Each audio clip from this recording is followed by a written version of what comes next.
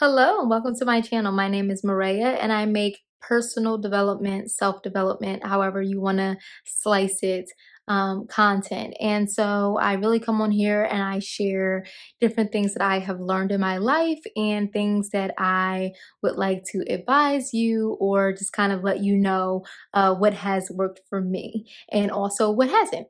So in today's video, I really wanted to kind of dig a little bit deeper into the anxious attachment style. And if you're not familiar with that, the anxious attachment style is typically people who are in relationships, romantic relationships, and they typically respond in a more anxious way. And then you also have the avoidant attachment style, and that's someone who's not really about conflict. They really try to avoid conflict at all costs, whereas the anxious person is more like not trying to create conflict, but they're always just anxious about how the relationship can be better, or how how the person that they're dating perceives them, and all of the above. So it's a lot that goes into people who are more anxious. And so, me being someone who was more leaned more on the anxious side, I have found that there is one huge thing that a lot of anxious people typically have, and it's that superhero complex. And so, what I mean by that is the person is always trying to fix their partner's problems, and they are always looking to figure out, like, how can I be that figure to you that you need? How can I be that person to you to show you and to prove to you that I am all you need and that I'm always going to be there for you? And I really just want to kind of like preference this with, it is perfectly fine to be there for your partner. It is perfectly fine to want to be there and be that support for them. That is also a part of a relationship, that's part of partnership, right?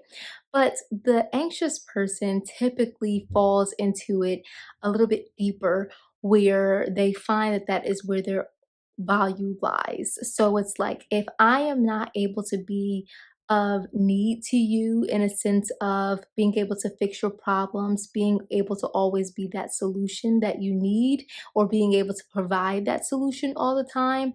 If I am not that person for you, then I do not feel valuable.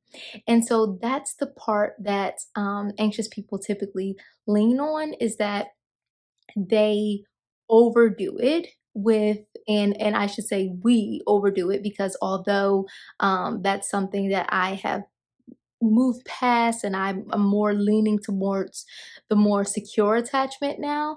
That is something that people with anxious attachment, that's something that we do or did struggle with. And just that typically comes from being really, really hyper vigilant. And a lot of our issues or things that we do in relationships comes from childhood and the way that we grew up. So if you found yourself like in your family, you were maybe the oldest sibling, and so you grew up like in a single parent household, and you always had to be like that other parent. That's a time where you are always going to be that person that's dependable. And it's almost like that becomes your identity. You become that person that everybody needs. And then it's like you get rewarded for always being there for other people, being there for your other parent, being there for your siblings. And so then it becomes like, all right, this is the person that I need to be in order to feel loved. This is the person that I need to be in order to feel valued. This is what I have to do in order to feel needed, and in order to feel like that person appreciates me, or that person will accept me, because like as much as they rely on me, and as much value that they place in me because they need me for something, that's when I'll know that they will not leave me. And that's actually another tendency that people with anxious attachment have, are true abandonment issues. And, or I shouldn't really call them issues, but they're more so wounds. So you are always terrified that, all right, if someone does not need me, then they'll leave me. Right. And so that's another tendency that anxious people typically have.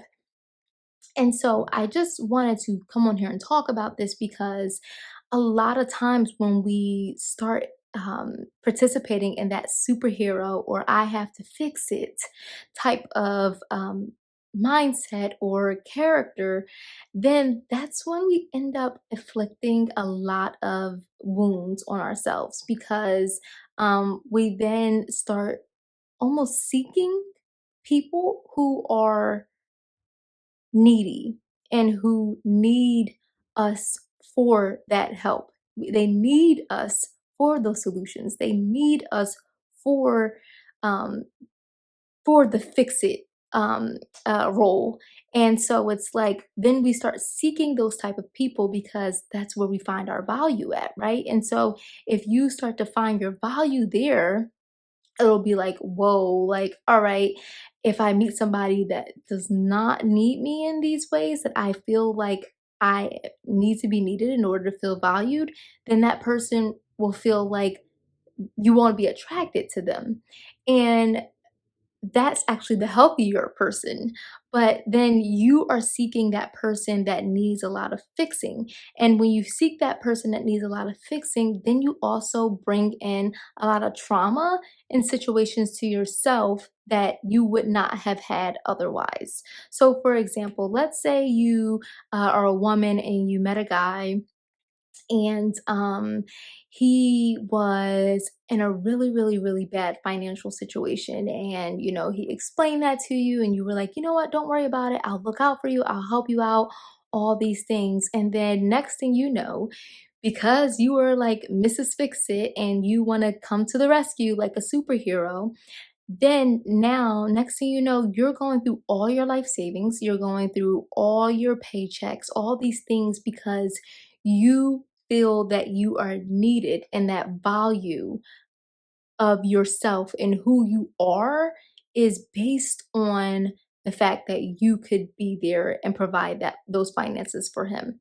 And so then now you are now in deep credit card debt. You're in deep debt. You have no savings to your name. You went through all your 401k, and now you have literally self-inflicted trauma on yourself now because if he decides to leave you, now you're going to feel used and you're now going to feel like, you know what? I can't trust anybody anymore. You're going to feel like you can't help out your next partner because you're always being hyper vigilant now of like, are you just here to use me? And so now that trauma that you didn't have before, now you have it because you've decided to play that fix it role. And so now you have no money, you have no man if he decides to leave you after he takes everything from you, and now you're just left with a bunch of trauma, a bunch of heartbreak, and a bunch of heartache. And so that's why it's so important that as an anxious person that you really heal those wounds because when you start digging deeper into why you are feeling like you're needed, most of the time those things come from, again, childhood and feeling like that is where your value lies. And so, what I always encourage anybody to do is the best thing is to find value and understand and spend more time with who you are and understand that you are value, not the things that you do are value, but you yourself are value or are valuable, I should say. So that's really all I wanted to come on here today and talk about. I also have a link down below on my website, mariasingleton.com, where you can visit that. And I also put like a blog post together talking about this topic as well. And feel free to go ahead and browse across there. And if you ever need any assistance or any help with kind of diving deeper into how you can kind of move towards the more secure attachment type of person and heal those wounds that you may be going through, or just really want to talk through your situation if you have been on the other end, on the receiving end of being that person who gets taken advantage of due to your anxious attachment style, feel free to go ahead again and go to the link in my bio and check out my services. I'll be happy to help you. But that's really it for me. Thank you so much for watching. I hope to see you again soon. Have a good one. Bye bye.